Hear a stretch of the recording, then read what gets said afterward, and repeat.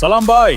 வருஷம் பூரா வண்டி ஓடுதே, இன்ஜின் சூடாகாதா? இந்த ஒரு மாசம் ஷட்டர் க்ளோஸ் பண்ணு, உன் உடம்பு தன்னைத்தானே ரீபில்ட் பண்ண போகுது. ரெடியா? சாப்பிட்ட சாப்பாடு செரிக்காம எவ்ளோ குப்பை உள்ள இருக்கு தெரியுமா? செத்து போன செல்ஸ், பழுதான டிஷ்யூ, இதுதான் பிற்காலத்துல கேன்சரா மாறுது. வயித்துல சாப்பாடு இல்லனா உடம்பு சும்மா இருக்காது. உள்ள இருக்கிற குப்பைய அதுவே தின்னு சுத்தம் பண்ணும். இதுக்கு பேர் தான் ஆட்டோபேஜி. Nobel prize winning சயின்ஸ்டா.